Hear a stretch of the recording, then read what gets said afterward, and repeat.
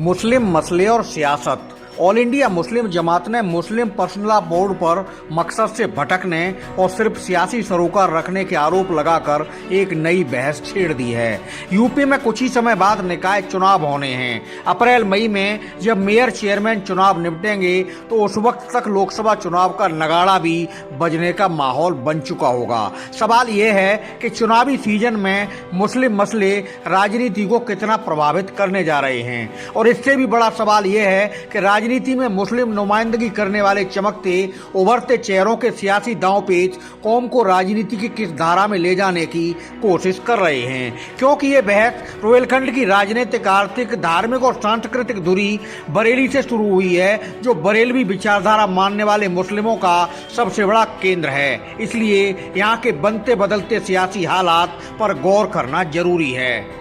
बरेली और आसपास की राजनीति पर बात करने से पहले ये जान लें, all India Muslim personal law board पर निशाना साधने वाले मौलाना शहाबुद्दीन रजवी बरेलवी कौन हैं। मौलाना शहाबुद्दीन बड़े इस्लामिक विद्वान होने के साथ दरगाह आला हजरत से जुड़े संगठन ऑल इंडिया मुस्लिम जमात के राष्ट्रीय अध्यक्ष हैं। वह दीनी एवं सियासी मसलों पर लगातार अपनी बात रखते रहते हैं। हाल ही में उन्होंने बागेश्वर धाम सरकार धीरेन्द्र शास्त्री और योग गुरु रामदेव पर उनके बयानों को लेकर जोरदार तरीके से निशाना साधते हुए कहा था कि यह दोनों इस्लाम के खिलाफ साजिश कर रहे हैं। उसके बाद अब मुस्लिम पर्सनल लॉ बोर्ड के खिलाफ आवाज बुलंद करने वाले मौलाना शहाबुद्दीन बरेली के चुनावी माहौल में शुरू से खासी दिलचस्पी भी लेते दिखाई देते रहे हैं। 2014 के लोकसभा चुनाव में जब देश में मोदी लहर चली थी तो बरेली में मौलाना शहाबुद्दीन बसपा उम्मीदवार डॉक्टर उमेश गौतम के पक्ष में खड़े नजर आए थे। यह बात अलग है कि मुस्लिम समर्थन के शोर उठने के बाद भी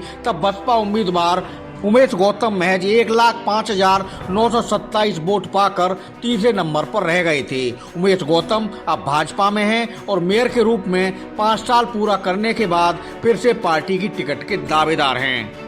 मौजूदा हालात में बरेली मंडल की राजनीतिक तस्वीर देखें तो सिवाय बरेली के कहीं पर भी विधानसभा में मुस्लिम लीडरशिप नजर नहीं आती है। 2022 में शाहजहांपुर, बदायूं और पीलीभीत से कोई मुस्लिम चेहरा चुनाव नहीं जीत सका। हालांकि बरेली में सैजुल इस्लाम भोजीपुरा और अताउर रहमान बहेड़ी से सपा की टिकट पर जीतकर विधानसभा पहुंचने में कामयाब रहे।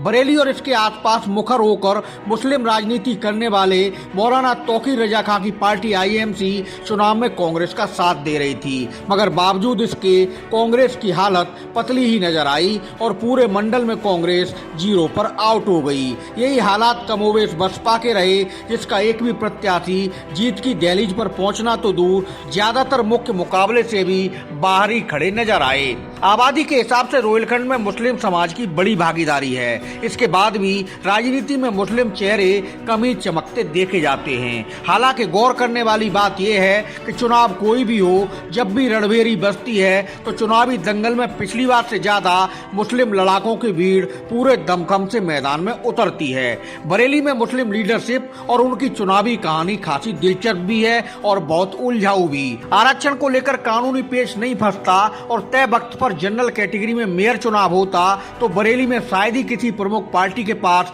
प्रमुख मुस्लिम चेहरा उम्मीदवार के रूप में नजर आता। भाजपा का गणित सबको पता है, मगर सपा बसपा कांग्रेस हर तरफ मेयर की महाभारत में उस वक्त हिंदू चेहरों पर दांव लगाने की बात चल रही थी। 2017 में भाजपा ने बरेली में मेयर मुकाबले में उमेश गौतम को, तो सपा ने पूर्व मेयर डॉक्टर IS तोमर और बसपा ने यूसुफ जरीवाला को मैदान में उतारा था। कांग्रेस से अजय शुक्ला उम्मीदवार बने थे। उस दौरान मेयर मुकाबला सीधे सीधे भाजपा और सपा में सिमट गया। मुस्लिम मतों में बिखराव की वजह से सपा उम्मीदवार डॉक्टर तोमर कुछ हजार वोटों से चुनाव हार गए और बसपा कांग्रेस उम्मीदवार 20-20 हजार वोटों के आसपास सिमटे नजर आए थे।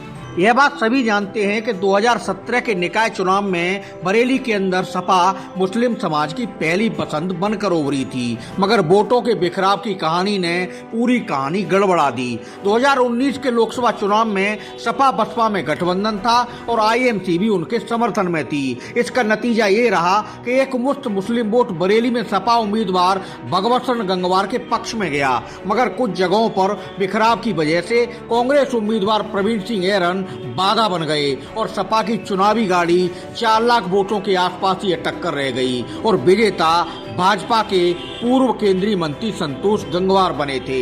2022 की चुनावी बाजी में भाजपा ने बरेली की 9 में से 7 सीटों पर कब्जा करने में कामयाबी हासिल की थी।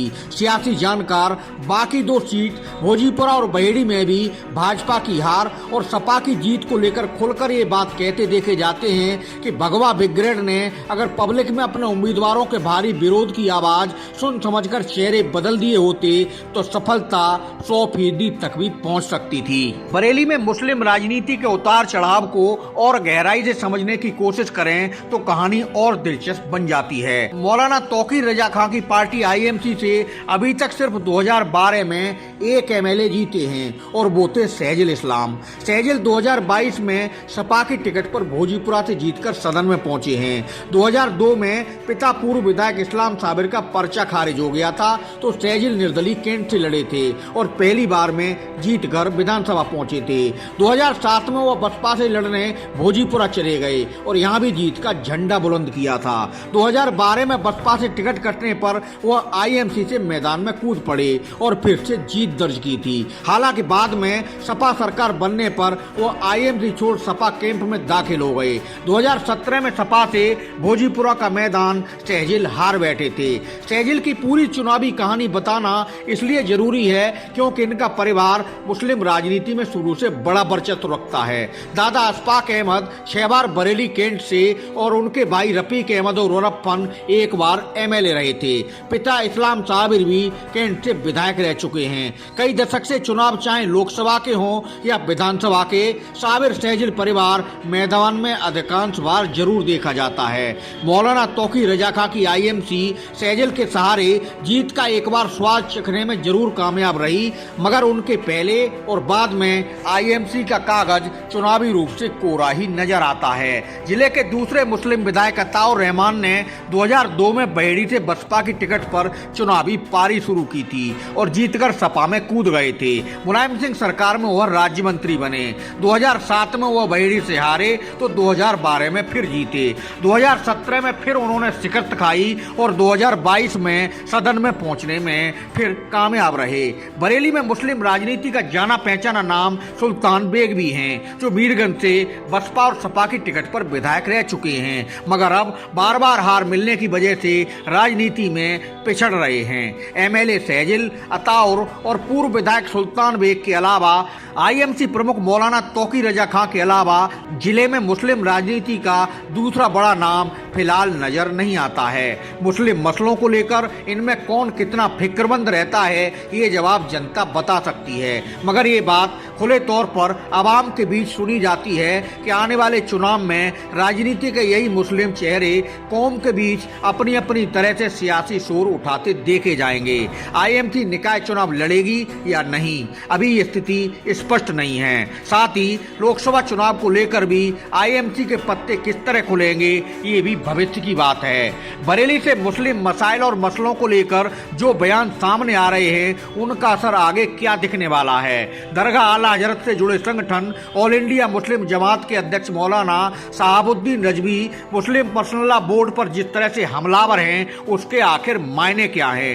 पर्सनल लॉ बोर्ड को मौलाना शहाबुद्दीन मकसद से भटका हुआ बताते हैं और खुलकर कहते हैं कि बोर्ड का जिस मकसद के लिए उलमा ने गठन किया था उससे वह दूर चला गया है। बोर्ड अब सिर्फ सियासी मामलात में दिलचस्पी रखता है। मुसलमानों की तरक्की और उनके बुनियादी चीजें जैसे तालीम, तिजारत और तरबियत के मुद्दे पर बोर्ड में अब चर्चा नहीं होती। इस बहस के बीच अहम सवाल बरेली की फिजा में जोर शोर से ये तैर रहा है कि मुस्लिम मसलों की चिंता को लेकर उठ रही आवाजें आगे किस धारा में जाने वाली हैं। मौलाना शहाबुद्दीन दीनी मसलों के साथ सियासत को भी बखूबी समझते हैं और चुनावी समय में अपनी तरफ से कौम को मशवरे भी खूब देते हैं। आगे उनका इशारा क्या होगा और वह क्या क्या बोलेंगे ये आगे देखने वाली बात होगी।